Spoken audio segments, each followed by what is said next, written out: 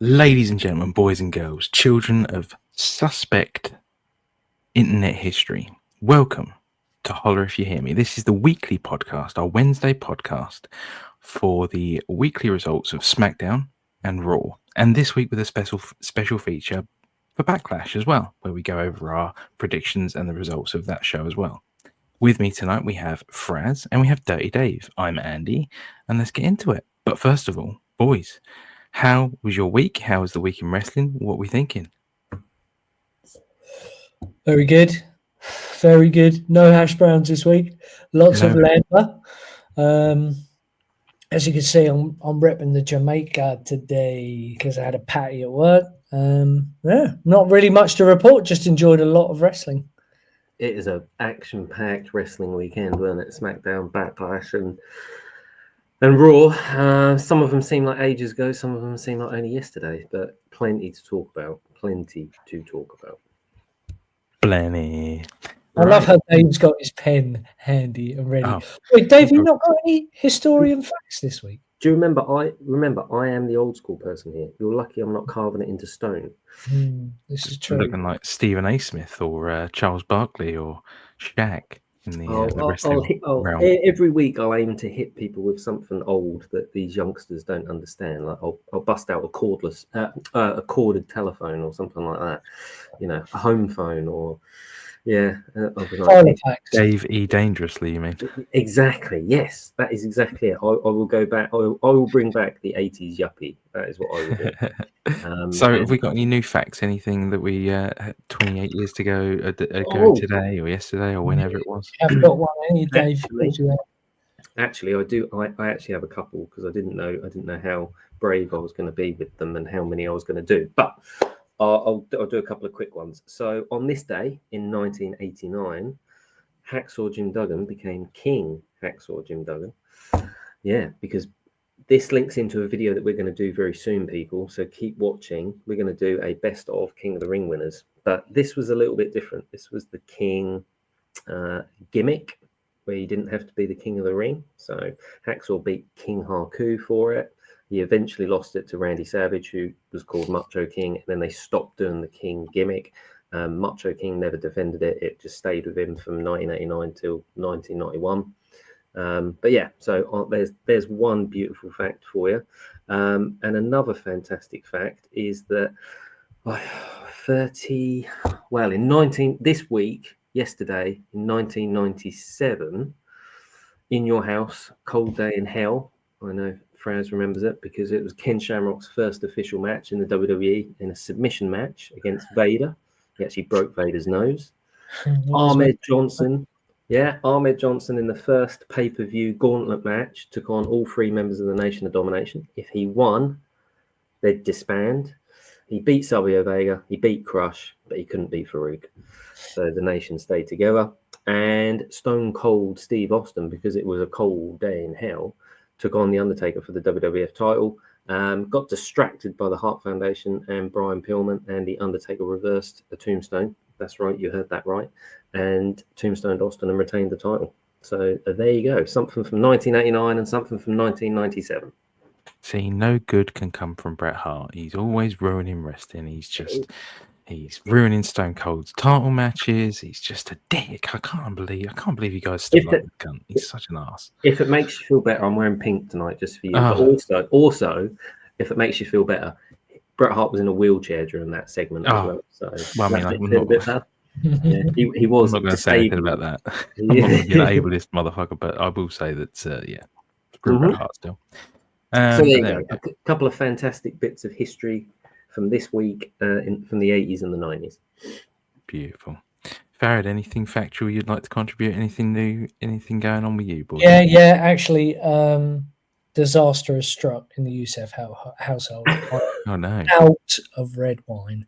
So, if you're wondering what I'm drinking tonight, ladies and gentlemen, it is vodka and jungle juice, and it is fucking good, actually.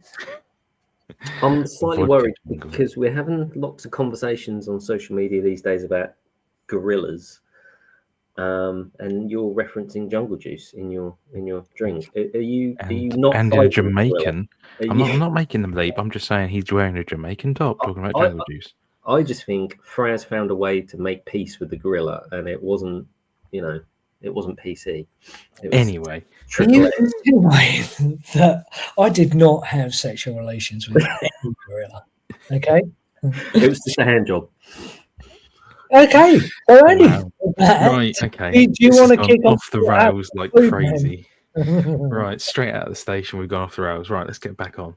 So we're going to talk about SmackDown first.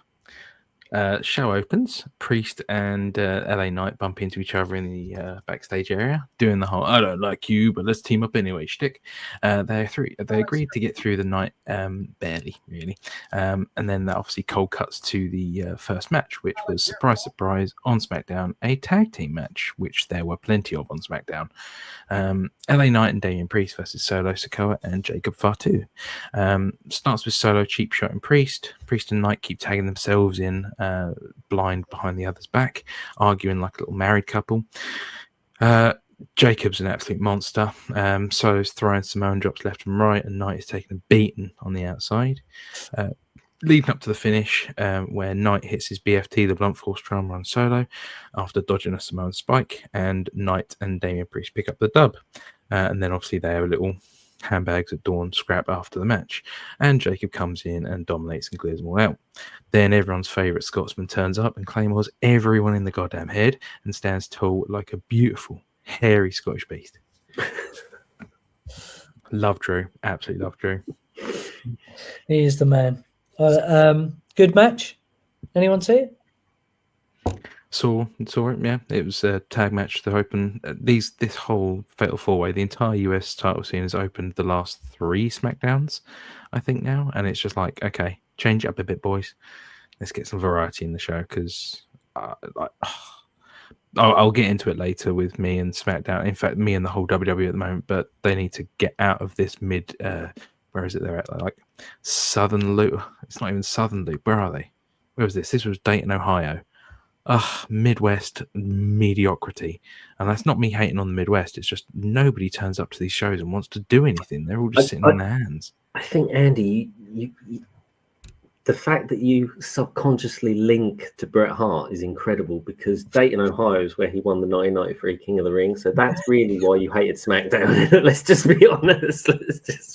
This is why you fell into that one. That's like, that's what it is. Of course, the most boring man would win the title in the most boring city.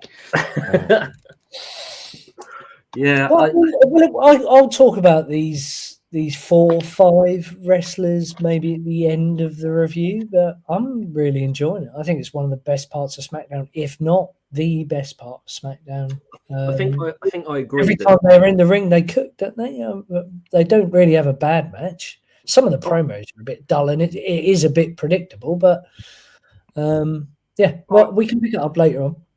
I agree. Just really quickly, I'll just say I agree, but I think the problem is it's shooting you wad too early on SmackDown, and you've got 2.5 hours of SmackDown still to go, and you've used all your main talent that people really currently care about, your most over talent in the first match. And you're not using them again. You're not using them to build the show, to watch the whole show, and to watch the main event. That's where I struggle on SmackDown at the moment. After the first sort of show, the first match, first couple of segments, kind of drifts off a bit. We just lose all the energy. All the energy goes out of the show. Anyway, we'll talk about that later. Sorry. Speaking of big energy, the next thing we have is Comedy Corner, where R-Truth and Jimmy Uso are, I think they're in the hallway out the back somewhere. R-Truth is doing his adorable little thing where he's holding up a John Cena sign because it's his childhood hero. R-Truth, the man who will not age. Jimmy Uso comes over and tries to talk some sense into him and explain to him that John Cena is a bad guy. And he's like, I'm not having it. You're talking BS, and you don't reason with that man. His R-Truth is unreasonable but beautiful. Next up was the Drew promo. Drew had a beautiful promo backstage where he made a great little comparison to between Jacob Fatu being all gas, no brakes, yada I mean. And he's like, well, if you're going to be all gas and no brakes, pal, you're going to run into a massive Scottish brick wall. called Drew McIntyre, and yeah, I loved it. Then yeah, we got onto some other bits and bobs, but anyone want to talk about R-Truth, Jimmy Uso, or Drew McIntyre? I thought they were both funny segments. Again, they're probably 2-3 people that you want to see on the show, aren't they? R-Truth was funny, as always. Big Jim, I don't know what he's doing. I did say to Dave before we got on, I wonder if those two are actually going to fight each other. Because Big Jim's doing fuck all at the minute, which seems a bit of a waste. I don't know if he's injured or whatever, but he hasn't had a match since before Mania, maybe? Yeah, he had the match with Gunther, didn't he? He hasn't fought since then. Oh, yeah, that's right. The Gunther That's the match. last. And Drew is just gold, isn't he? I mean, everything he does is just golden god. Drew's just so confident. He knows what he's doing. There's no...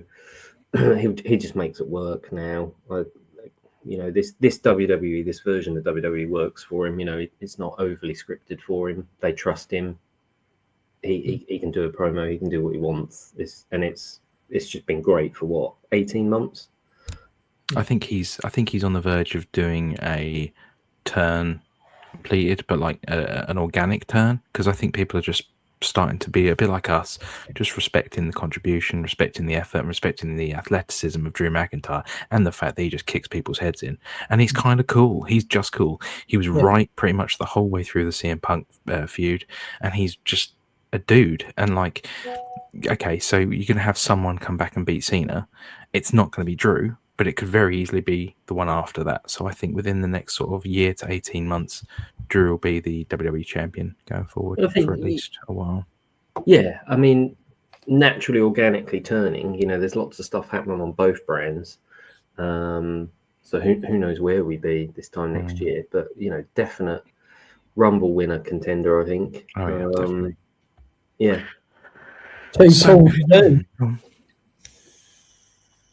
Moving on, we have Zelina and Chelsea and the Secret Hervis backstage talking to Nick Little. Alexa, blah, blah, blah, I won't even spoil that just yet, but essentially Chelsea and the Hervis challenge Zelina to find a little friend to have a little tag match. Surprise, another tag match for them against later. I might as well say it now. It turns out to be Alexa Bliss in a nice little return, which I was really happy to see her, because she's been stuck in mediocrity waiting for someone from the White Six to do something on TV. And it's just like, well, if they're never going to do it, then they may as well just bring Alexa back for good. So fuck it. Let Alexa cook, and to hell with the White Six, unfortunately. Next up was an Aleister Black promo. It was a pre-record. It wasn't like a live one. And he was like, there's no more riddles, no more fog, just chaos and truth. Says that he's the consequences that WWE needs. He's basically going to come in and cut people apart, which is fair enough. I'm happy for him being a tweener. I don't want him to be staunch face or staunch heel. I think he should ride the line of grey and be like, I'm just going to kick people's heads in. To hell with it. And I think it builds to a match he had later, which was a bit of a surprise for all of us, I think, because we actually we predicted it was going to be further down the road, this match that happened later. But yeah. Yeah, we'll talk about Aleister Black when it comes to his match. Yeah, I think so. So the match next was Zelina and Alexa versus Chelsea and Piper Niven. Vega works hard early.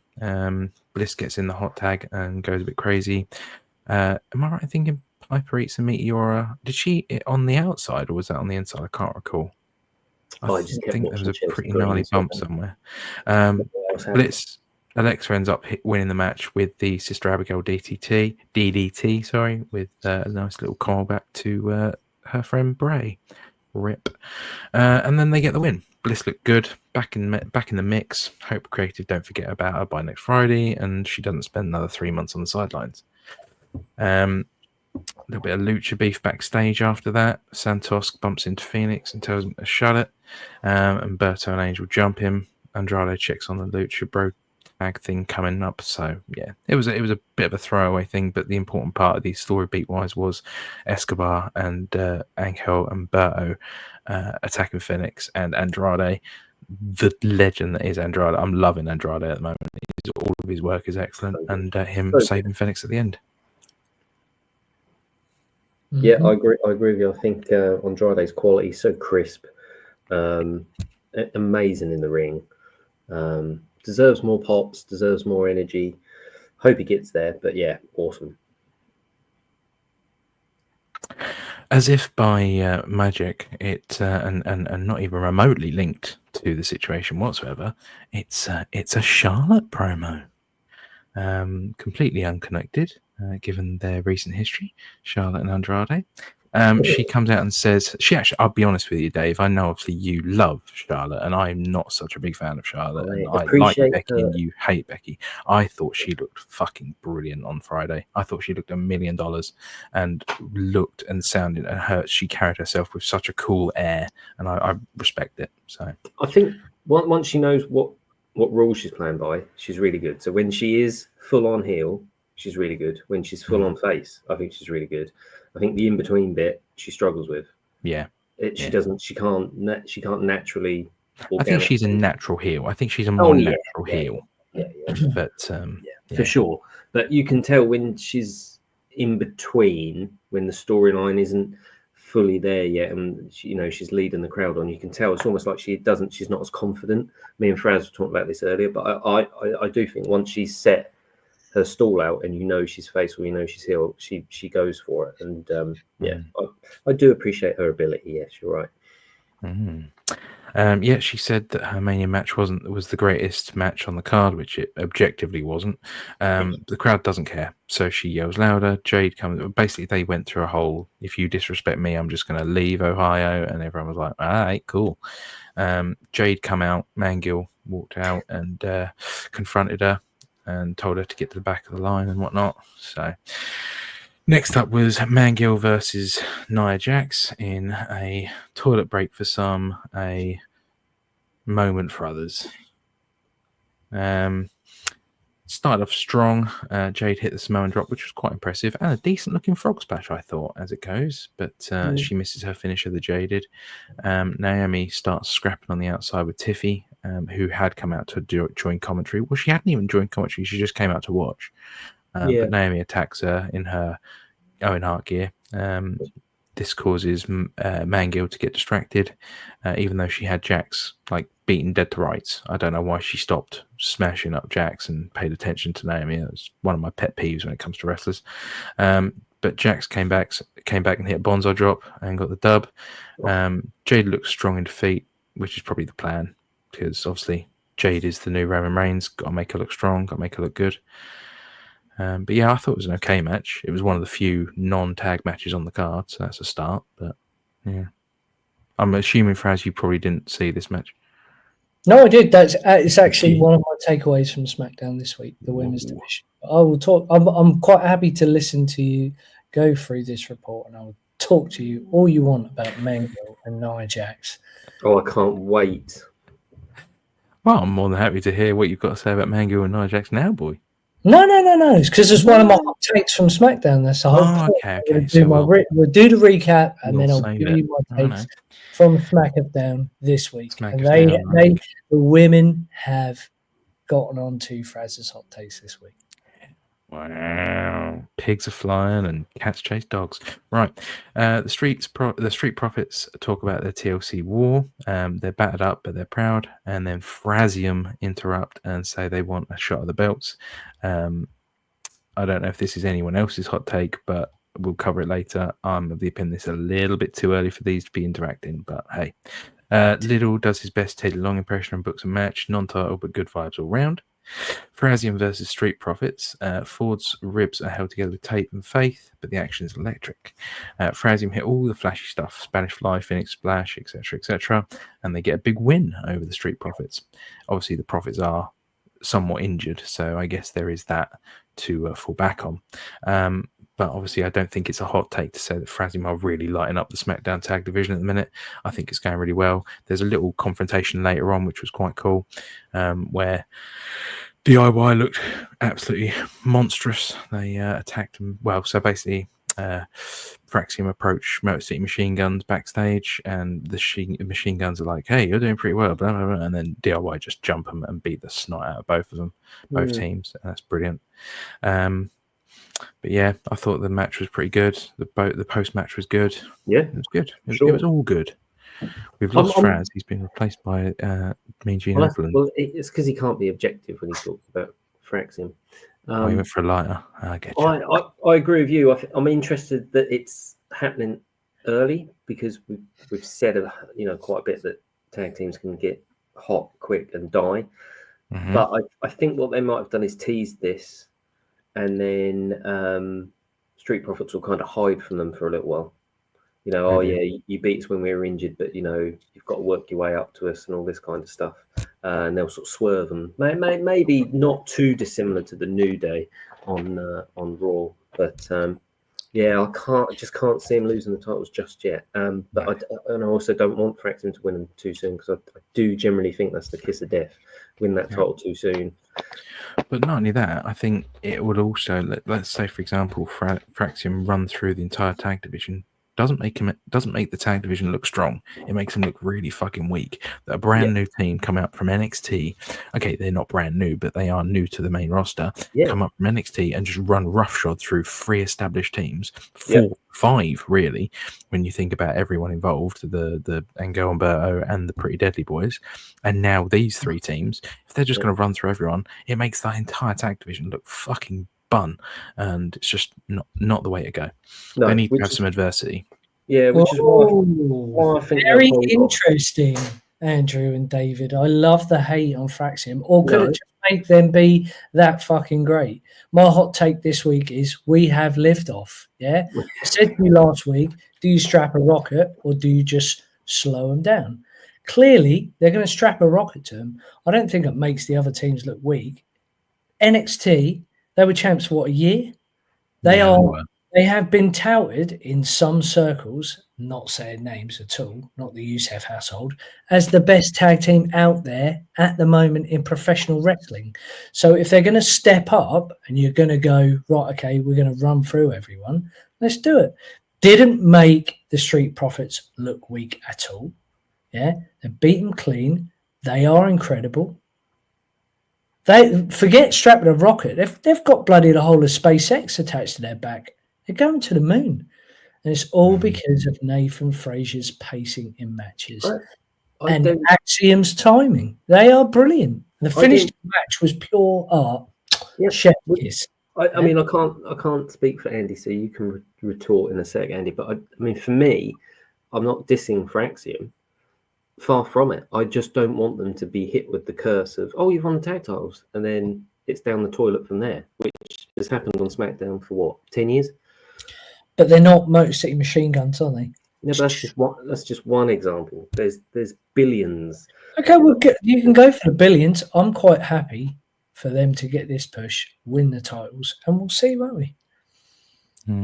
I mean, you guys doubt me every week, and every week I seem to be right. I told you. Oh, I can't say. Can't say. It's only been 3 weeks, so I will say that I don't disagree with either point. To be honest with you, I think that they do deserve the flowers that they're getting, and they will get a push. 100%. I just think that if you push this team too early, it's going to be curtains for the whole division. I mean, if you have them go clean over the Street Profits, okay, granted it was clean, but it also had the Street Profits with injuries. If you have them go clean over the Guns and clean over DIY, then the entire division is under Fraxiom. And it's like, well, why weren't these boys brought up 2 years ago when all the other teams brought in? Granted, they were NXT, they were in NXT, they were applying their craft there, but you know what I mean? It just sort of delegitimizes everything that the tag division has been up until now by having these guys come in and run roughshod. No different to if you brought in any team. Let's say, for example, by hook or by crook and by some miracle, the Bucks, who are actually arguably the best tag team in the world, the Bucks came in. You wouldn't push them straight to the moon. You'd give them some adversity. You have some people fight them back. Same with FTR. If I brought FTR into the fold today, I'd have them, beat a few teams, but they've got to have some adversity confronting them before they can just run roughshod over the whole division. Otherwise, it makes everything you've established look weak. But that's my take, and I'll leave it there. It's all opinion. So I will respect your opinion, Andrew. However, I will You just thoroughly say disagree with it. we went through years of Roman Reigns doing exactly the same thing, right? Just beat and had good matches with people.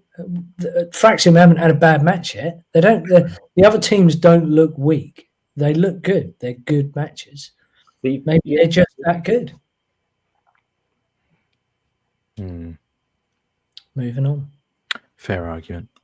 Right, moving on, like you said, we've got a Aleister Black versus Carmelo Hayes match to talk about. Good match for TV. Hayes can go. There's no secret there. And Aleister Black hits like a brick wall with tattoos. The finish came when Hayes accidentally clocked the Miz. And Aleister Black got a sneaky win and then hit the Miz with a Black Mass. So I think, again, we don't want to sort of go too far into what we consider our hot takes here, but I'll talk about it later. Next is Solo and Fatu. Solo wants to strategize. Fatu tells him there's no we, just a me. Tensions are rising. We're clearly heading for a big blow up. Foreshadowing. Next up, with another tag match. Rey Fenix and Andrade versus Los Garza. Now, for me, this was probably match of the week for the last 7 days. I really enjoyed this match. This match was freaking excellent. Fenix still flips like physics don't apply to him, which is cool. Andrade lands the message. And did I just say Andrade? I think I did. Andrade, I beg your pardon, lands the message and they get the win.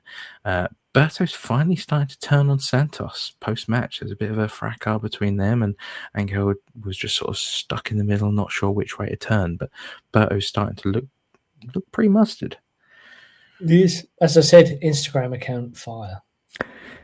It's got some nice fits, I'm telling you, boys. Nice what? He's got some nice fits. He does wears nice clothes. Yeah, he does he's on his Instagram. I don't know. I remember. I just thought you said nipples. Oh, nipples! No. I thought you said nice nips. No. Sorry, my mind was somewhere else. Get your mind out of the gutter, David. Right, and then our main event segment, the go home segment, was a John Cena promo. Cena comes out, obviously.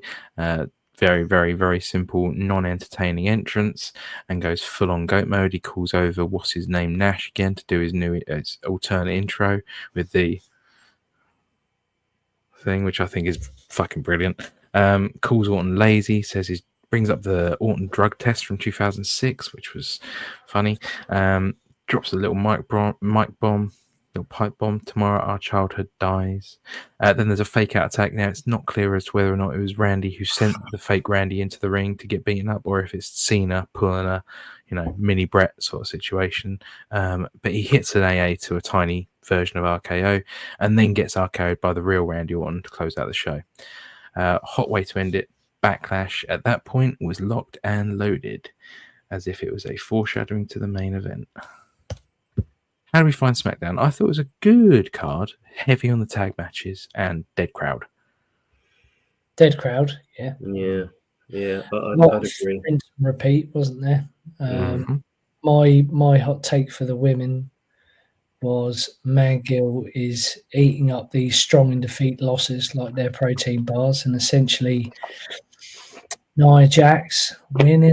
And then we got this whole Tiffy and Nia thing. It's like WWE are hit and shuffle, and they're getting the same two songs. It is dry, deader than disco. I am not happy with it. I'd like to see, if they're gonna have some sort of title picture, why not have a fatal four-way? I know they're doing a lot of them at the moment, but Mangill has proven that she is elite. Naomi is quality with her new character. I do like Nia Jax. I'm just a bit bored of her and Tiffy. I know they've got unfinished business.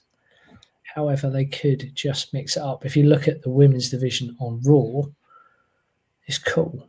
I know we've had this whole Bianca, Rhea, Io Sky thing pre-WrestleMania for weeks, but they've brought up Perez and Julia. There's a lot more on the plate. Yeah. You got Laura and Becky. It just seems like you've got these four, very similar to your US situation, Andy, that you're talking about. Those guys there, but at least they're cooking where they've got matches. These guys are, they hit high spots and then it's over. Right, what are we going to do next? Oh yeah, we'll just go for what we were doing a few months ago.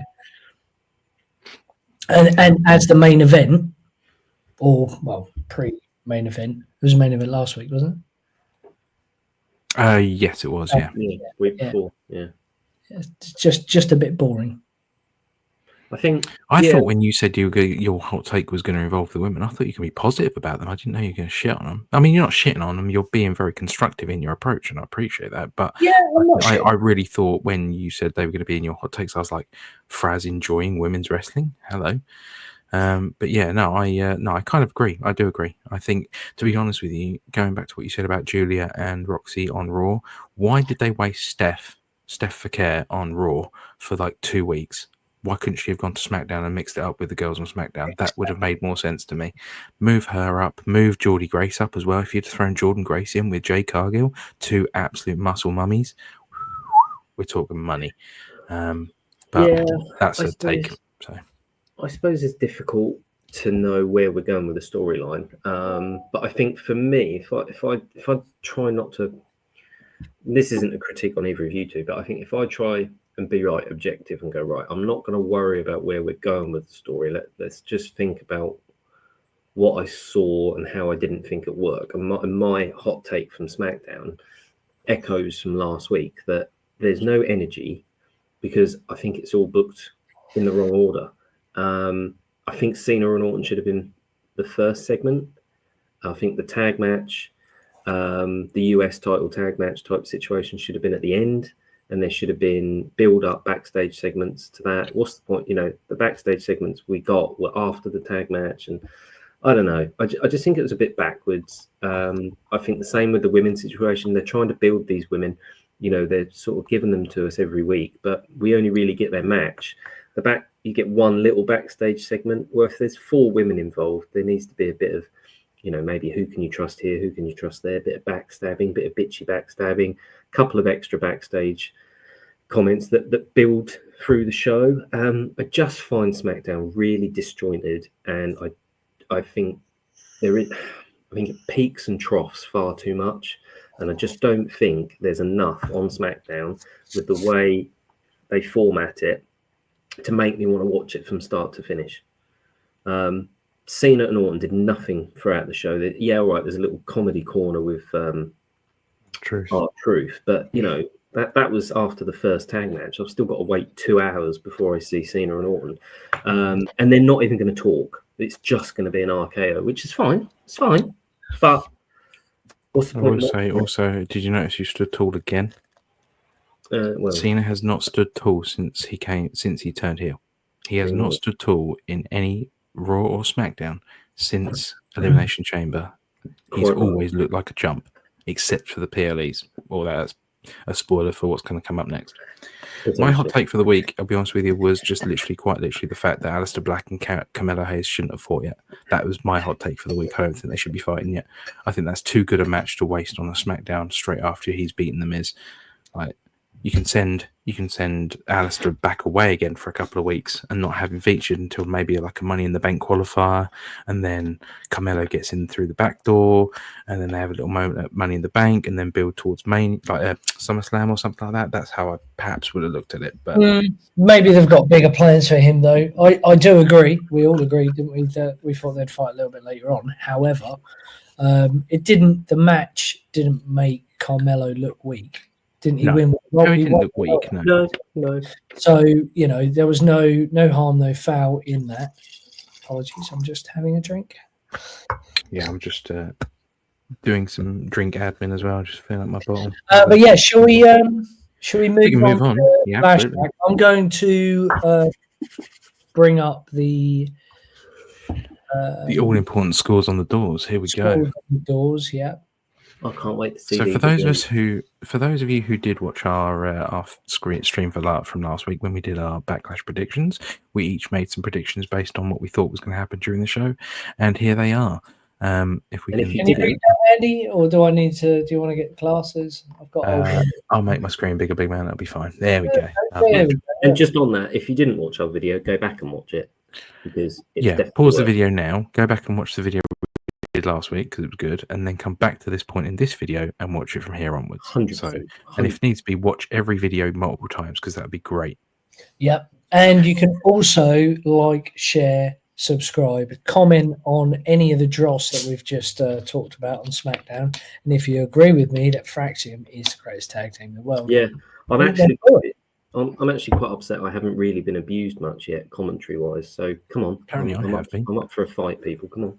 Yeah, someone was commenting on one of our shorts where I cut that New Age Outlaws promo. And Then I said, sound like why I'm does the whispering. guy sound like he's whispering, like he's saying it to his parents, but doesn't want to get heard?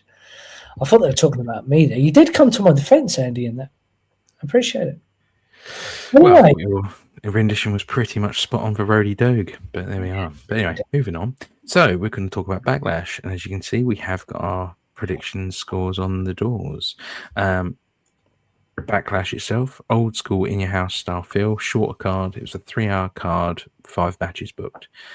Everything building up to the Cena versus Orton match in Orton's hometown of St. Louis. Crowd is actually pretty loud here. I thought they were really nicely awake for this. Best US crowd in a while, I think. Video package was 90% legacy and 10% here's why Cena is going to cheat again. We do a cold open straight into the Fatal 4-Way for the US title. I was actually really looking forward to this match because, again, I love Jacob and I love Drew.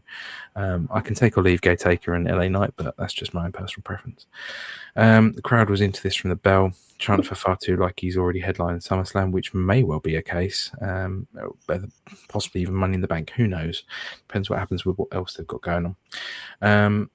Big meaty man slapping meat everywhere you look. Knight and Fatu brawl like they hate each other's theme music. Priest throws a super Hurricane Rana, which is impressive seeing as his size. Drew hits a Tree of Woe superplex that rattled the lights. Then it hits another level. McIntyre and Priest start scrapping through the crowd like it's peak ECW. So they disappear off for a while. And, Priest hitting a massive South of Heaven onto Drew off the like a production area through some tables, which was really cool. So good. Really nice. But apparently a slight backstage note is that Drew may have actually hurt himself here, so I have to wait and see if it was true and if he appears on SmackDown. I hope he hasn't hurt himself because, again, I think one of the few shining lights on SmackDown, being lost to an injury may really hurt the brand. Back in the ring, Knight nearly steals it a couple of times, hits a big elbow twice, and has it in the bag. But Solo shows up again, yanks Fatu to safety. Oh yeah, because this is on the table, isn't it? Yeah, he nearly does it on the table. And then the big man debuts, everyone's favorite Hawaiian, Jeff Cobb, who... Go and watch New Japan. Go and watch some AEW. The guy is an absolute monster. In fact, he was in even Lucha Underground, which is another promotion that you definitely should watch. It's really good. He debuts by turning Knight into a folding chair. He did. The finish comes with Fatu looking very confused about Jeff Cobb's involvement, hitting a triple jump moonsault to retain. Crowd stays pretty hyped up. Fatu gives Cobb and Solo the side eye, like he wasn't expecting Solo to recruit Cobb, because Solo is still acting like he's head of the table when he's got nothing to bring to it, considering Fatu's the man. I thought it was a really, really good match. Really good match. Good open.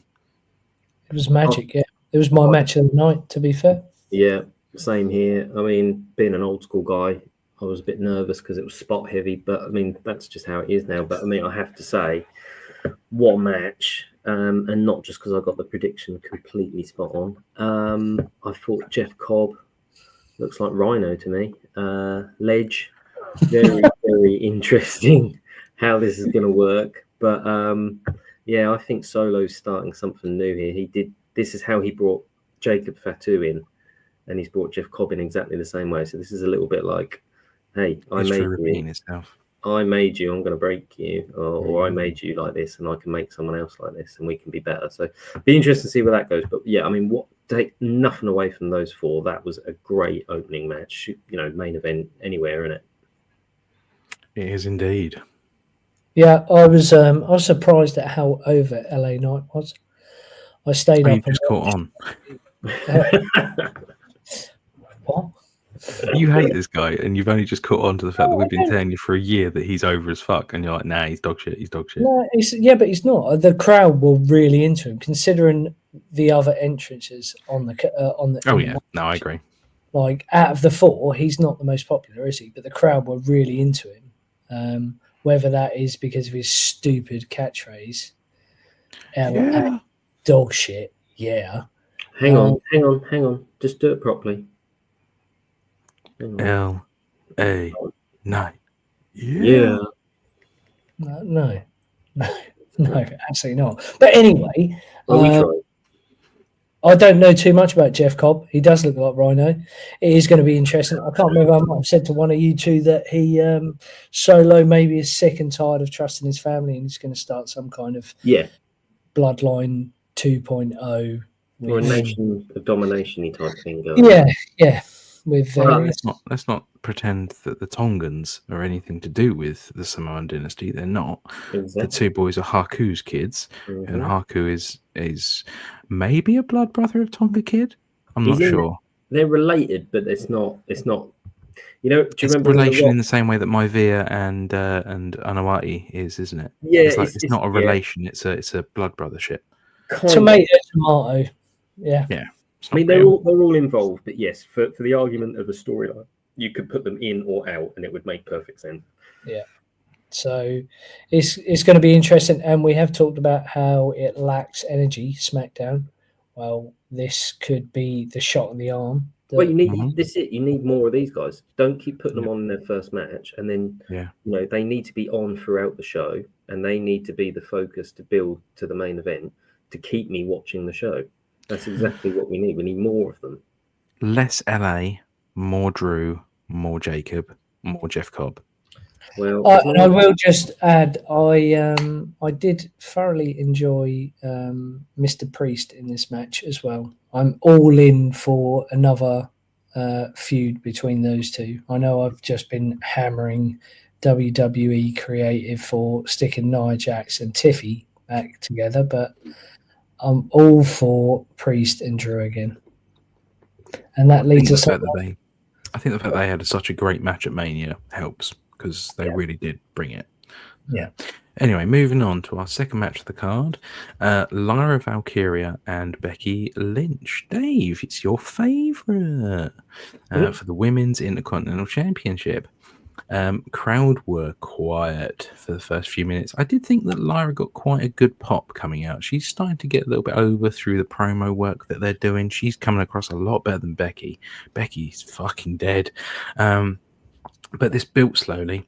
Becky went full veteran heel, yelling at Lyra's fiance, who looks like an absolute rub out, cheating and ripping the turnbuckle pad off.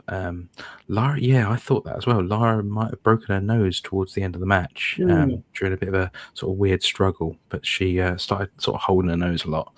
They trade some near falls, and Lyra steals it with a roll up after dodging a disaster. Slight surprise pop from the crowd. Not huge, but there was definitely smatterings of some pops.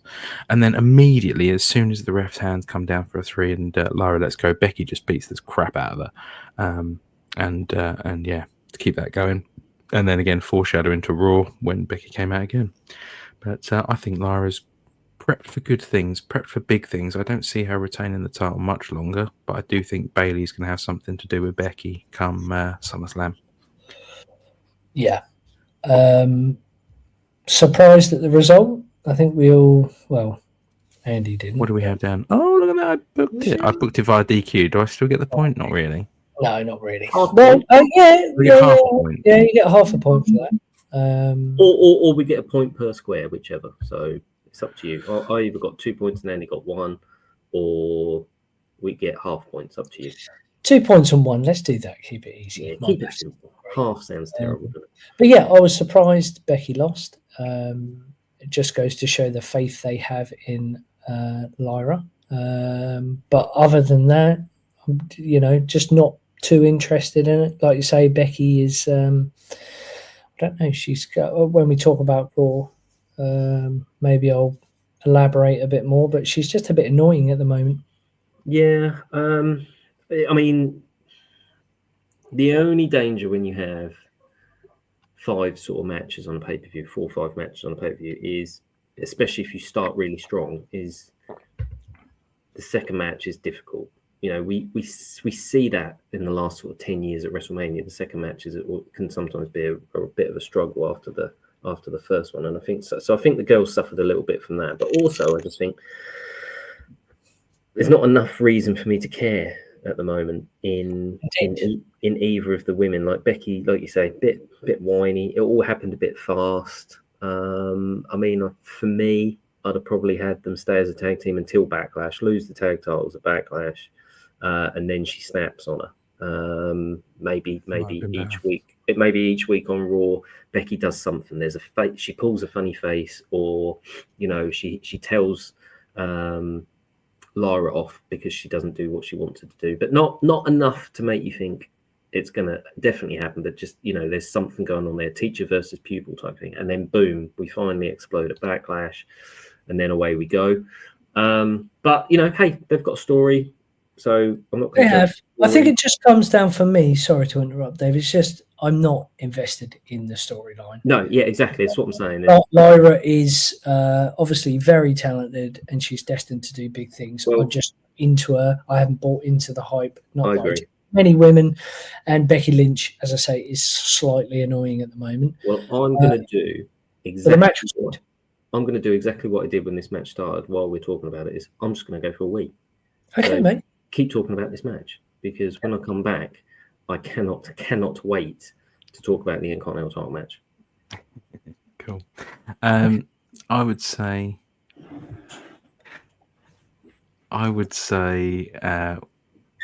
Becky and Lyra. I stand by what I said. I think Bayley and Becky are going to fight over the Intercontinental Championships come SummerSlam. I think Lyra is going to move on to something else. Maybe move her up to meet sort of EO, because I'd like to see Lyra and EO and Lyra and Rhea mixing up a bit. Don't you think it would have made perfect sense though for Becky to win and then Bayley comes back and then those two, and then Lyra can go off and do her own thing? But now we've got another few weeks of those two, because clearly the feud's not over. I think if you think of it in the terms of like a WWE 2K25 GM mode feud, that was the first. Like they'd had a call out promo, then they'd had their match. This is like a stage 2 promo, a stage 2 feud. I think there's still time to get that to a stage 3 and a stage 4 feud. Right, yeah. Yeah, I mean the odds of them booking it right are against us, but I think if you have Lyra come out this week and sort of dress down Becky without Becky getting involved, like have nothing to do with Becky, just let Lyra cook on the mic for a bit and show what she can do without Becky there, and see if the crowd respond to her that way. I think that'll indicate and be a real show as to whether or not she moves forward beyond the Intercontinental title shit or not. But yeah, I mean, for now it's a pin in the paper. You know, just stick a pin in it, see how we go. We need to see Lyra taking it to Becky now. Yeah. That's what I think. Verbally. Because, I mean, she's going to lose the next match. She has to. So she's got to really get her licks in now, verbally, and get Becky looking like a fool. Well, I think Becky is playing a character that's going to develop into having a clash of confidence in herself. I've said this to Fraz earlier, that I think that the reason she's seemingly stuttering her way through this is not the ring rust and not, you know, mic rust or all that kind of stuff. I think it's because she's playing a character who's lacking self-confidence and lacking self-belief, and she's trying to convince herself she's as good as she thinks she is, or as good as she was before. Actually what we said about Cena a few weeks ago, we thought that there's a chance Cena could lose every match until his last match. I think Becky there's a few more losses for Becky. I think it might be DQs, it might be frustration. But yeah, I think she's building up to completely snap. But I don't know. We'll see. Or she could just be shit. Moving on, we move on to our third match. Two options. We move on to our third match of the card, and well, I mean, I thought this was a really good match personally. I thought this was excellent. Intercontinental Championship match between Dominic Mysterio, the greatest Intercontinental Champion of all time, if you ask him, and one Pentagon El Zero Miedo. Judgment Day gets ejected real early, and the crowd loves it. And then El Grande Americano, the Big Coffee, comes in and just headbutts Penta off the top rope. Frog splash. Dom wins. But the match was brilliant, I thought. The crowd were dipping in and out of it. I felt that it was well placed and well paced. I really enjoyed it. But then I really am enjoying Dom's work at the moment. He got real big cheers and boos at the same time. So the crowd was pretty split on them both. Much more obviously positivity towards Penta. Yeah, I think Dom's getting some real heat, but some real lovers at the same time. It did suffer perhaps from a bit of overbooking with the Americano and also the Judgment Day shtick. I think I'd still prefer to see Dominic and Penta go at it one-on-one, but that's my take. So, yeah, Dominic retained the title. Well, that's another point for me. I'm happy with that, but absolutely loving Dom. Again, him and Penta so crisp in the ring. I watched a little interview with Dom the other day, and someone said to him, the difference between him and Ray, and why doesn't he do all the high flying type moves all the time? And he's so switched on. He's like, if I give everybody 90% every week, it doesn't mean as much. And it's more difficult for me to find an extra 10% every now and again for people to dig into the match. And he said one of the things he says about these PLEs and the sort of twist they're going with, making the matches the focal point and making the matches better, gives him the opportunity to really ramp it up compared to Raw. And I thought he really done that. The move of the night was the tope through the rope, turned into the DDT. Yeah, that was really good. At no point did it look dangerous, but at every single point it looked spot on. And you're just like, it's just incredible. And just when you think he's crap, and just when you think he's smarmy and slimy, and he always cheats to win, he busts out the move of the night on the pay-per-view. And you just think, yeah, so he's got it. I get what you're saying, but I think we still need to see weakness in Dom to keep him a heel at the moment. So Judgment Day being around and a bit of overbooking, I think is just going to happen. But he's not far off either being a full-on proper heel where he doesn't need help, or an organic turn to face, and then you'll see these matches that you were saying, Andy, where there's less gaga and more steak. Farid. Well, considering these notes are mine, and you hated this. I can't understand it. I didn't hate it. I think I'm just bored of seeing Penta. That might be a fair assessment. Actually, he's been on every week since he arrived. Not that Penta's bad, but Penta and Dom, and he's beaten Penta. And I'll give the move was the move of the night. It was a 9.5. It wasn't perfect because as he went to go and get the DDT, he nearly missed his head, but he did get it. But I love Dom. Dom's the man. I just think that he needs to stay heel. I can already feel myself starting to almost turn a bit because he's sort of teasing that face turn, or they're teasing it. I don't think they're teasing. I think it's literally just that the crowd is starting to enjoy him being a dickhead. Do you know? That's my interpretation of it. Sorry to interrupt. I agree. I just he's a cool heel, and I'd like him to remain a cool heel and not be, what do you call it, a tweener or a face. I don't want that to happen because I'm not ready to see Dom have 5-star matches. No, because when he's a face, he'll be great, no doubt, and he's still super young. So why not ride this format? I'd love to see him, lead the Judgment Day and be a real leader, and see Liv and Raquel Rodriguez stay, and I don't know. I think they will. I think they will, but I think he's going to have to do something proper heel. Come away from being a cool heel just for a little while and be a proper heel. Yeah. To give his cool heel a chance to come back again and gradually build again, and then gradually organically turn. So I think there'll be we've almost got to hit a trough with him, and then we'll start to build that back up again. I just think it's hard for him to transition back to pure heel without because he's cool. He's going to have to do something.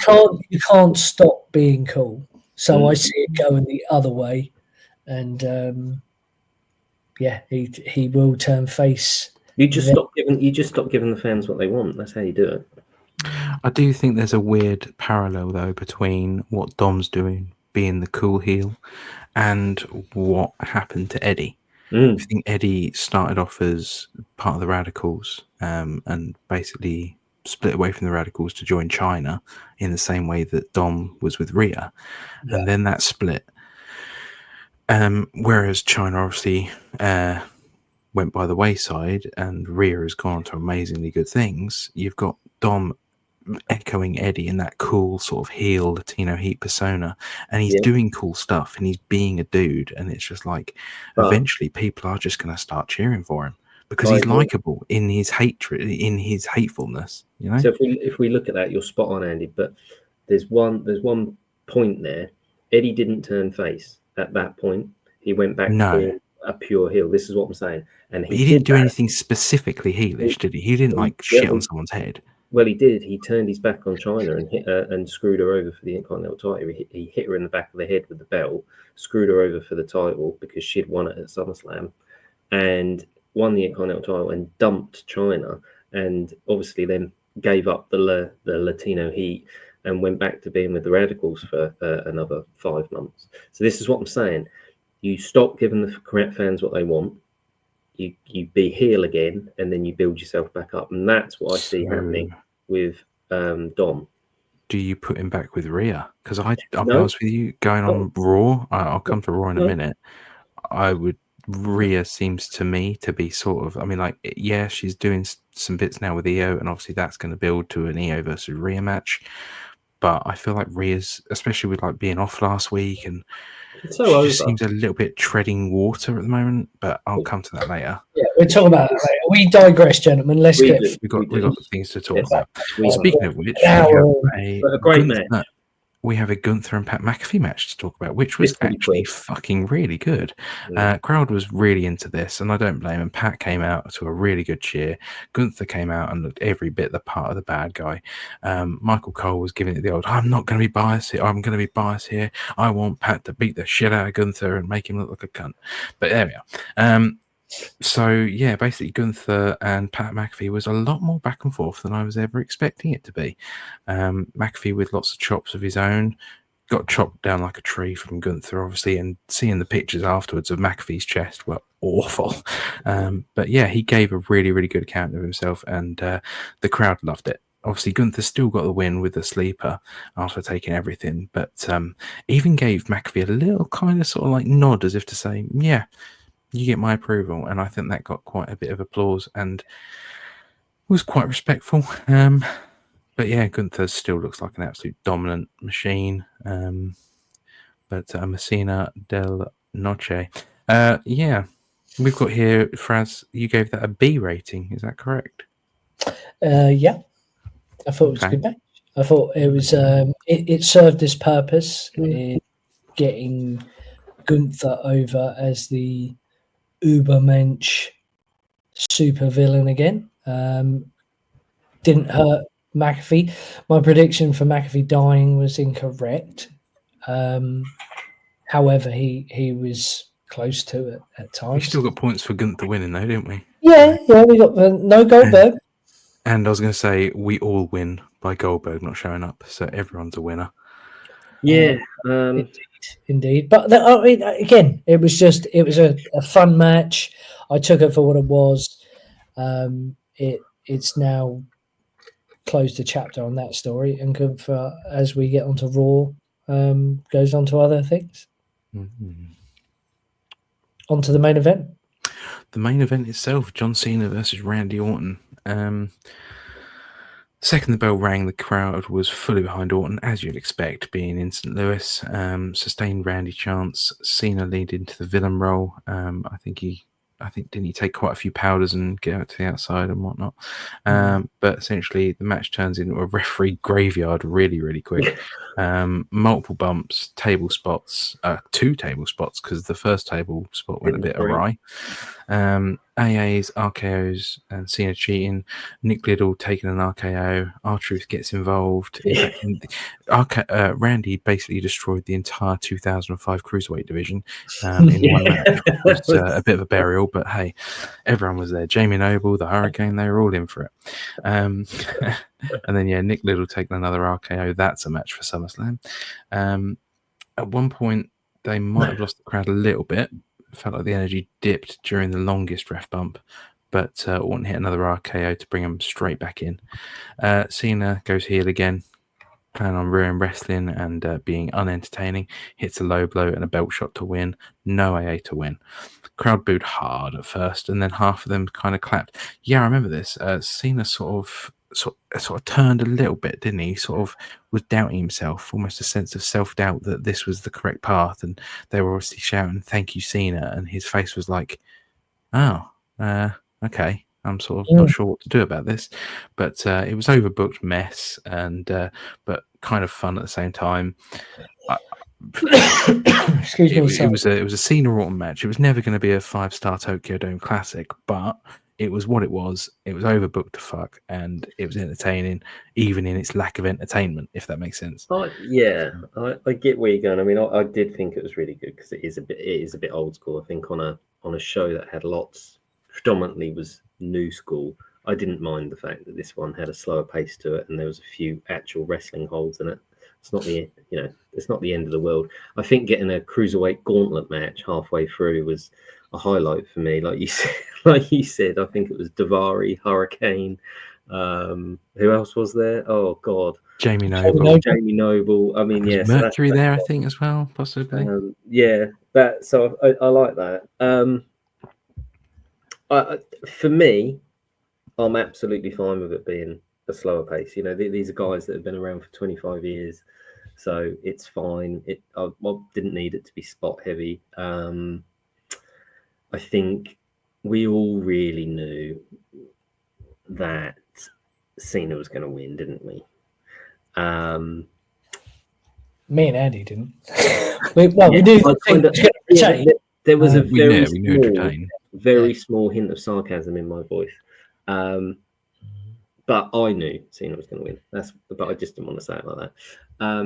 And I think it's a hometown scenario. So it's got to be an overbooked mess, or it's got to be. My other idea last week on my pick was it's got to be something really like heinous, like really evil. But they went with the overbooked mess, and it's interesting. Obviously they've done that. That's fine. That's the story. We'll wait and see how that unfolds. Did Cena regress? I don't think he regressed. I think he was taken aback and shook a bit by the respect he got from the St. Louis crowd. Maybe like in character. Or he's questioning it. Do you think he's going to use that and more to his advantage and be like, look how easy it is for me to manipulate you? Possible. Yeah, Very possible. Yeah, I'd imagine that's how he'll play it. That's how they'll spin it. Yeah. Stupid, and they'll read the comments. That's my hot take from Backlash, is the fact that he pulls us halfway up the ramp and almost he soaks it in, doesn't he? But it's not like heel Cena soaking it in. It's kind of, this is really nice. So it's got almost like the first chink in his armor since he's been a heel. Yeah. Yeah. But I liked it. I mean, I'd give it a solid 3.5. It was a good match. It was better, I will say, and in terms of what the overall internet feeling is towards this match, it was significantly better than WrestleMania. Yes. Oh, yeah. Substantially better, because they didn't have to try and shoehorn in Travis Scott. We weren't on tenterhooks expecting The Rock to come out any minute. We got R-Truth. We got referees. We got cruiserweights. We got Nick Liddell. It was great. It was still overbooked to hell, but it was still good. You know, it wasn't as tame and boring and axe handle heavy as WrestleMania. Now, cutting straight to our predictions, I do believe at quick add up we have a definitive winner of this month's predictions. Am I right in saying this? I'm checking this, and I've got Dave as having 4, me having 3 points, and Fraz having 2, which would make Dave the Backlash champion. The Lash Whip champion. Lash Whip champion, indeed. Correct me if I'm wrong, but I've just, you're probably right. I did just want to add that I did think the PLE over delivered. That was my other take from it. I went in expecting it to be a bit dull and a bit mundane, and it didn't. All the matches were of a high quality, even though I did say the Dom match was a C+ or whatever. But it was. Oh, if you compared it to an album, you wouldn't skip any of the songs on there. No. It was very good. That's a good analogy. Yeah, very good, and it developed stories like it needed to. You know, Cena's going to go off now. Who knows what he's going to do? I'm excited to see what happens and who he fights next. We know what Gunther is going to do. We kind of know that Lyra and Becky are going to continue that feud. The Jacob and return of Jeff Cobb is going to be exciting. And, you know, for a match that was interjected last minute, Dom and Penta obviously performed, put on a show. It was very entertaining. That's all I want to say. I forgot the biggest beat, I think, out of that Penta and Dom match is that Finn nearly fucked up the interference, didn't he, with the chair? And he was like, I'm going to get a chair first and then smash Penta in the face. And it got them all thrown out. And I think that's referenced again on Raw, as we'll cover in a minute. But, yeah, again, Finn sort of sowing the seeds of dissension within himself and the Judgment Day to say, I'm doing this kind of with one hand tied behind my back intentionally, half-assed, but again, that was just another little story. 2 things. I did call back to last week's show. I did say that about Finn purposely, obviously did that. But then I also, and a colleague at work, shout out to Nathan, reminded me that I said Truth would come in and help Cena win. And the Cena, you did, didn't you? So I mean, it wasn't part of the official predictions, but I'm more than happy to make it a tie. No, absolutely no, absolutely. But just really quickly before we go on to Raw, I also just want a shout out to large Starbucks coffee for the headbutt that he delivered to Penta. I thought that was awesome. He looked outstanding. El Grande Americano. That's what you order in Starbucks. That's a large coffee, surely. Oh, bloody hell. Ladies and gentlemen, I spend a lot of time in the production of these videos, and I completely forgot to fucking put the Backlash results on. So there you can just see that I have done it. It's just scrolling across the bottom. And now we'll go on to the Okay, well, there we go. Right. So, Monday Night Raw. Recap quickly of Punk saving Jay and Sammy from Rollins and Braun from last week. Punk comes out to the ring, calls Louisville home because they're in Louisville, Kentucky, which was really weird because it's not home. Chicago's home, but hey ho. OVW. I suppose so. That's where OVW was based. Yeah. Fair point. The training facility and all that, wasn't it? Yeah. So then he calls out Heyman, calls him the Penguin, which was quite funny. Yeah. Says he should have known better. Calls Breaker just he calls he says basically Rollins is just a song, and the bell's going to ring, and then you're going to find out, sort of thing, and that he's a fraud. Heyman comes out, and again Punk calls him Penguin, and then Rollins and Breaker come straight out, and Rollins blames Punk for his downfall. Punk promises to block him from the title forever. Things get a little bit hostile, and then Jay and Sammy hit the ring. The 1999, 2001, do a thing in the opening segment, build to the main event, build to another segment for later on. What SmackDown needs to do. I will just add, I did like it because we obviously know I'm a massive CM Cunt fan. He'd called Heyman a fat little snake.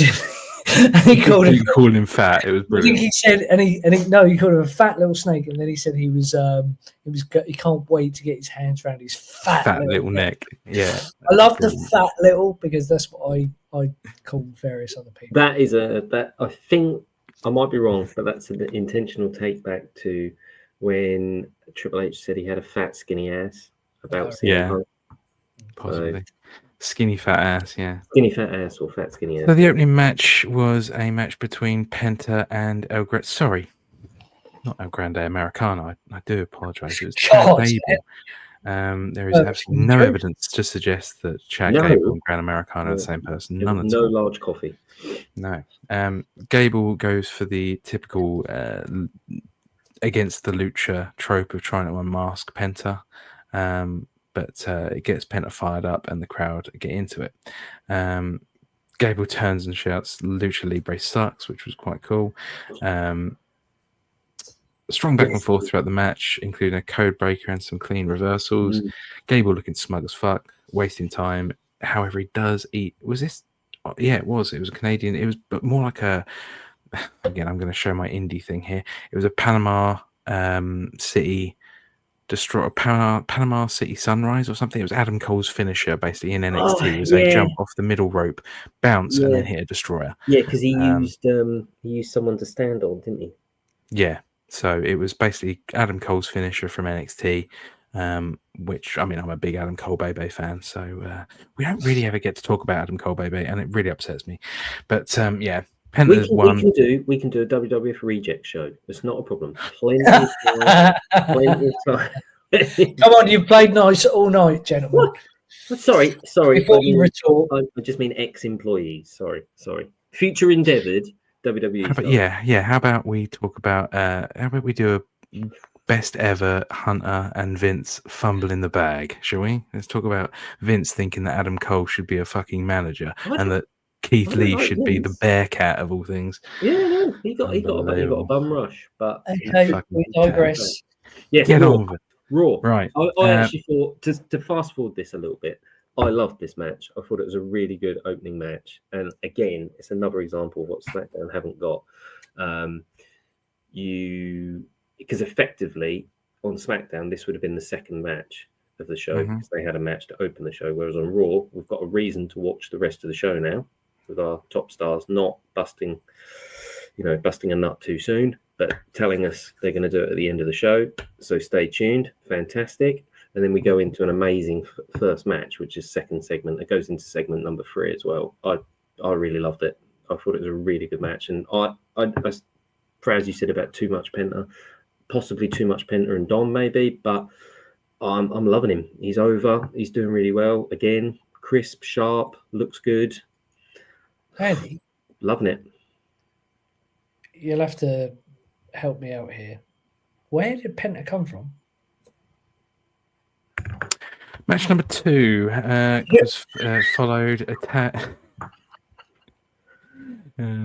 So first of all, there was a segment between Punk and Sammy backstage where they set up the Rollins and Breaker tag match for Saturday night's main event. Punk still got trust issues. Sammy gives the War Games callback. Punk's on board. Feels like he's going somewhere. Creed Brothers versus the War Raiders. You want to talk about people should go away for a bit? Jesus, the War Raiders I'm done with. New Day were on commentary and were clearly in we're only here to pop ourselves mode, but I thought they were quite funny. Yeah.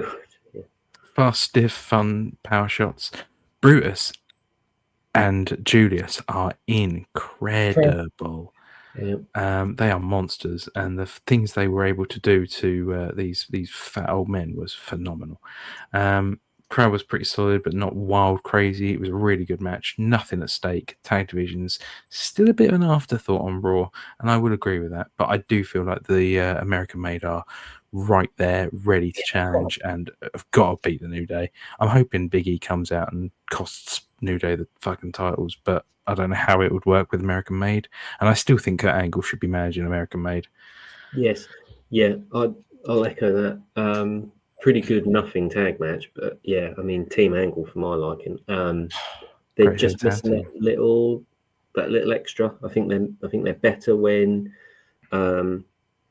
Chad Gable's managing them at ringside. He adds that bit of unbelievable. It's Chad Gable adding the charisma, but hasn't he come into his own in the last 18 months? Yeah, I think they need that. I think without something else, they're going to struggle. But their in-ring ability and the stuff they do is awesome. And yeah, I mean, for me, future tag champs, no problems. Mm-hmm. Well, I mean, Shelton and Charlie got on pretty well without Kurt backing But they up. had to have him to start with. Yeah, well, that's what. Yeah. I think we just need a bit more with chat. I think we just need it a little bit more. That's all. Or one more kick, because it's just it's not quite there yet. And to be fair, the world's greatest tag team didn't do as well as Team Angle. But yeah, I don't want to go down the same route. Maybe they need a permanent manager. You know, maybe they need someone who can break his neck and still win a gold medal. Fuck yeah. Right, next up, Logan Paul said he... Oh, no, he didn't win a gold medal. Break your back and make you humble. Right. There was a Logan Paul segment saying he wants the world title. He's not getting the world title. This is a Saturday night main event where Jesse Ventura is going to basically commentate and say for certain that Jey Uso is definitely retaining that title. It's absolutely... It's not going to happen. Jey Uso promo next up. Jey does his usual breathing between every word, and for the purposes of this video, I'm not going to do it anymore. Right, so Gunther comes out a bit pointlessly because I don't really want to see these two roll again. But the crux of the matter is Gunther basically says whoever wins, him, Jey or Logan, he's got the next shot. Ludwig Kaiser. Just standing there, and then Jey gets blindsided by Braun.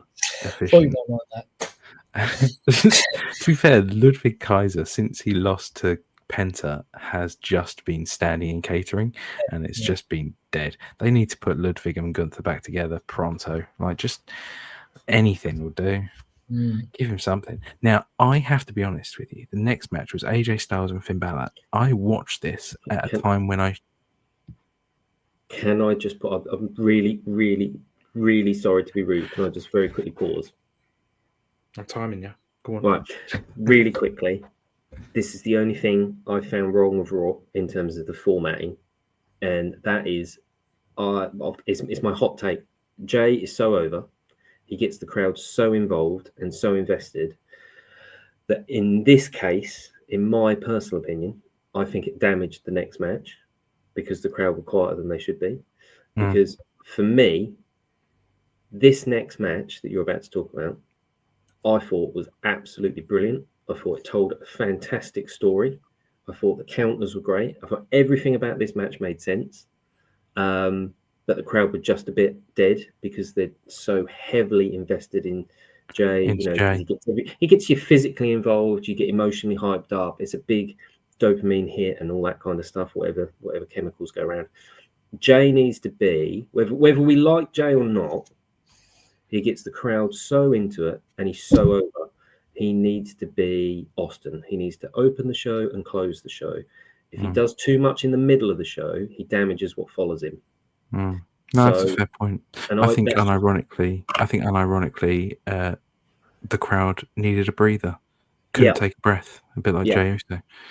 Because the next match was incredible, but it should have been better because of the crowd, and it wasn't. The crowd killed it. You know, the crowd really did. If this had the investment it should have had, it's 4.5 for me.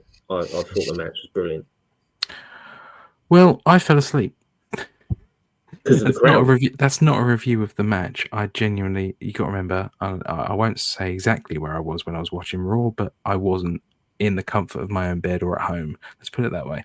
So I decided to have a little snooze during this match, and I woke up just before the last segment. But hey ho, AJ Styles and Finn Balor. Judgment Day are out. Styles in full work mode. Match is clean, technical, and smooth. Crowd's into it once they pick up the pace. Carlito interferes because of course he does. JD interferes because of course he does. None of it works. And even Penta then runs in and wipes everyone out. Styles hit the phenomenal forearm for the W. So Styles went over Finn Balor. These two could wrestle in their sleep and still put on a banger. Big win for AJ. Judgment Day chaos bubbling. Rating B from Farad, whose notes I'm reading. But no, I agree. These two can wrestle each other in the dark with blindfolds on, cold, with no planning, and still put on a banger. Yeah, you guaranteed a good match out of these two. I've already said everything. I think the only thing I'll Yeah, say. I agree with everything you've both said. The only reason I gave it a B and not an A- was the crowd. It was everything that you expected it to be. These two can go. It had it's a modern version, of course it is, and I'm not saying it's the same, but I was as into that match and as excited for it as in the old days you'd be for, Angle and Benoit or Angle and Jericho. Everything made sense. Everything looked pretty crisp on a whole. It just told the right story. AJ focused on the back a lot. He only moved to the leg when he wanted to do the calf crusher, and then he carried on with the leg. It was AJ being one step ahead almost all the way through the match was the main story, but Finn still coming back. It was just great. It was just really, really good match, and massively devalued by the crowd, and that wouldn't have happened. And a possible appearance from Karrion Kross, maybe.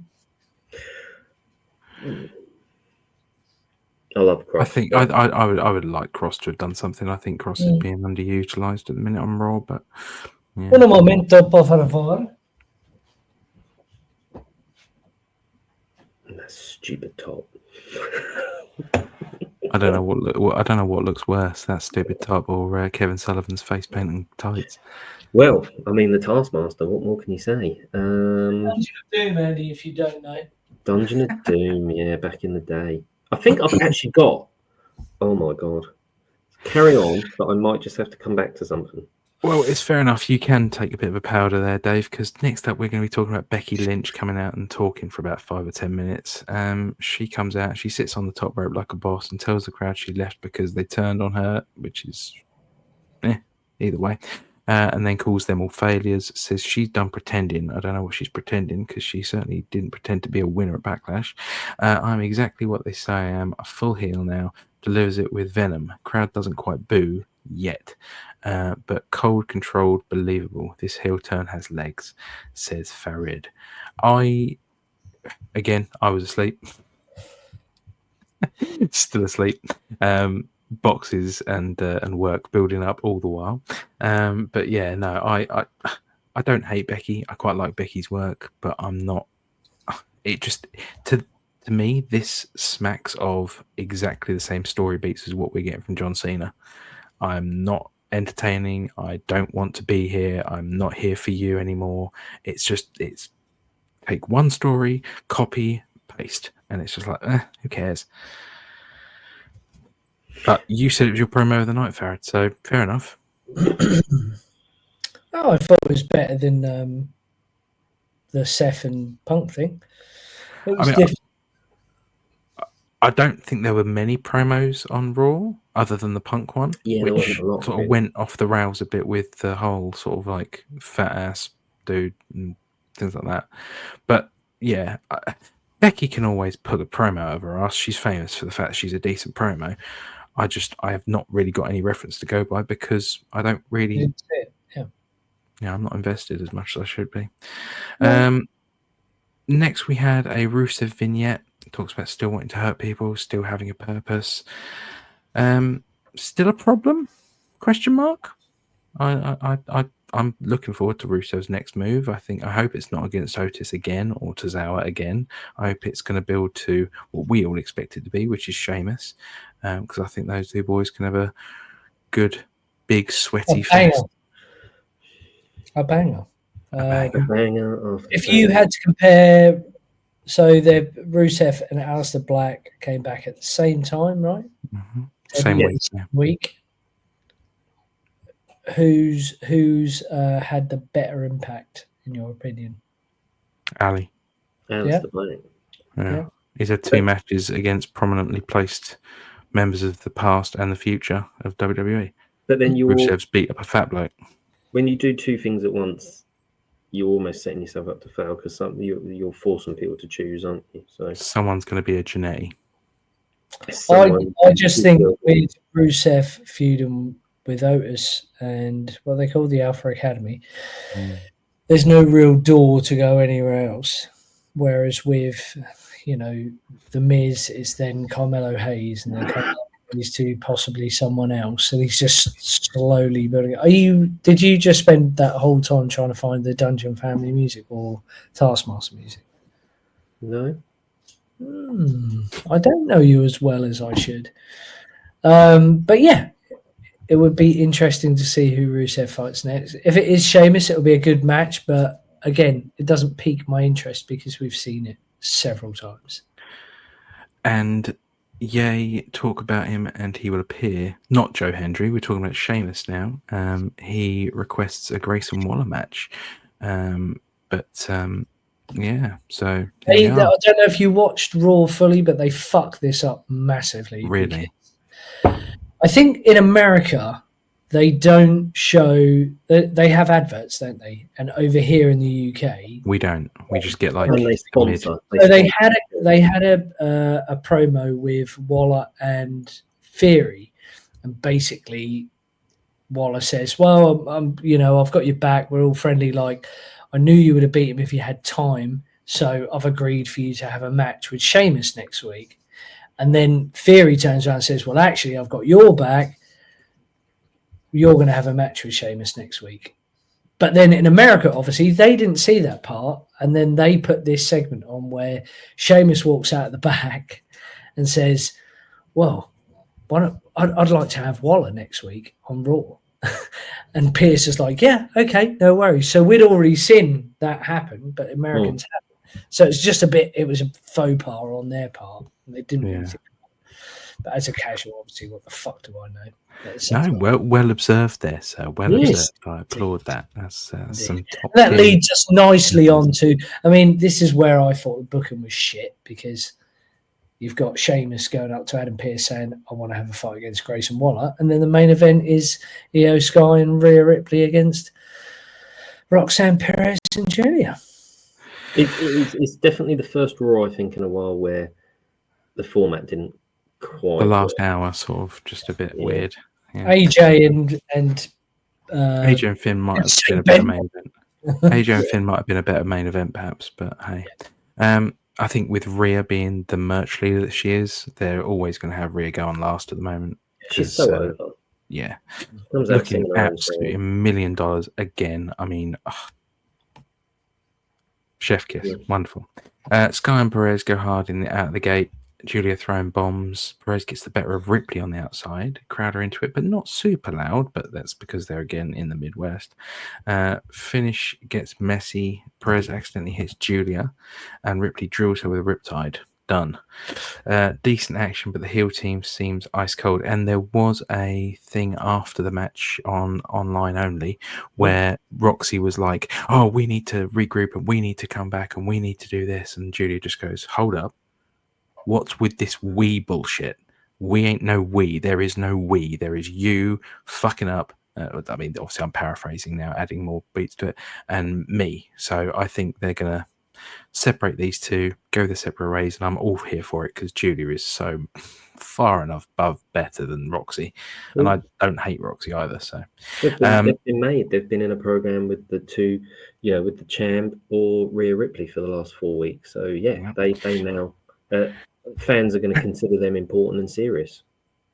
And Ripley and Io celebrated at the end with a little tap on the bum. But Rhea was looking at Io's title. So that's going to build, hopefully, to the next match, which will be a good match between these two. Because we know they can both pull off good matches. Well, that's your Raw review, your Backlash review, and your SmackDown review. I think everyone had a good week. It was up and down. Any extra things to add, boys? My hot take from Raw this week, as I said to David before we went on air, is that Seth Rollins actually got booed when he came out. So where obviously he has been the heel that's super cool, or tried to be a heel, but he's cool and everyone loves him, is now being booed, and maybe they're finally getting over his heels. And as I said to Dave, I think it might have been because he came up against Punk, and every time they're in the ring together or they cut a promo, Punk is so fucking over that they have to boo Rollins. But I'm all for it if it gets him where he needs to be. And obviously the Saturday night main event announcement where their tag match is where I also said to David that the third man will be revealed. And I was wondering whether you guys had any differing thoughts on Austin Theory, Bronson Reed, or possibly a Sami Zayn heel turn. Doesn't really make sense, but it was something that I'd seen on a couple of Instagram accounts and thought it was an interesting take. But as me and Dave said, possibly two established stars is not where you want to roll. Not that it has to be Evolution 2.0 is another thing that I said. It doesn't have to be that, does it? But Dave made a good point of if you're going to be in a faction, you know, everyone, when they split, everyone needs to be better than they were before they came in. Well said. Yeah, I agree with that. I mean, there was a little bit of tension between Sami and Punk, and Sami tried to smooth that over, and they all seemed to get on all right. But you know, that could be a smoke screen. Sami's sort of turned on people before, joined the bloodline, and taken a much lesser role to do so. So he could do that again, but it just comes back to, for me, Rollins. The future runs through me. I don't think Rollins would want to share that superior spot in that group. No. So I don't know. I could see Sami turning heel. I could see Sami turning on Punk, but doesn't mean he needs to join that faction. No. That could then be a subplot to give Punk a match for a couple of months to get him away from Rollins, to wait for Reigns to come back. So I could see that. You know, we talked about Austin Theory. Well, it looks like he's probably going to be the face when they split. So there was a thing after. Yeah, well, there was a thing where Grayson turned around to, I can't remember where it was. I don't know if it was while they were in Australia recently, him and Rhea, where he basically turned around and said, just so we're clear, I hate every fucking one of you, and I can't wait to get the hell out of here. And it was like, yeah this guy's heel through and through. So he could join the group. You know, it doesn't look like it with those stupid shorts that he wears, but I mean, this is it. You stop giving the fans what they're used to and what they want. So he could bung a suit on and join them instead of AJ, instead of Austin Theory. Austin Theory, well done. Just testing everybody every now and again. That's my old age kicking in. Making sure we're awake. But I still think there's a Bronson Reed potential, because you're right, Fraz. It's not Evolution 2.0, so Braun isn't Batista, and he's not Orton. He's a combination of the two. So do we need an enforcer type, heavy duty mob? And let's remember that he did some damage to Seth Rollins with, what was it, like 9 tsunamis on Raw. So I can't see Bronson coming back and fighting Seth now. I can't see Bronson coming back as Goody. Seth knows, sometimes it's better the devil have him on your side. The one man that took me out, the only man in the last year to take me out, has seen the light, and the Triple H and Stone Cold Steve Austin approach. Yeah, exactly. Because that was literally the motivation behind the 2-man power trip, is why wouldn't I want to team up with the one guy that can beat the shit out of me? Of course I want to team up with that guy. Yeah. Because they had their 3-stage of hell match, didn't they? Where Hunter won and Austin was like, I want to team with that guy because he won. So it's a good motivation. Anyway, boys, I would like to say thank you for joining us on this nice little foray through the week's wrestling. For those of you who have watched, thank you so much for joining us on this week's episode. Please like, share with your friends and family, and hit that subscribe button as well if you would be so kind. Please comment anything you think we're right, wrong, full of shit about. It's all good, baby. But dare you to tell me I'm wrong. Come on, let's have a good comment session on this. We'll have to be doing post-podcast shows. Come on. Right. Okay. Take care, everyone. Have a great week, and we'll see you again at the weekend.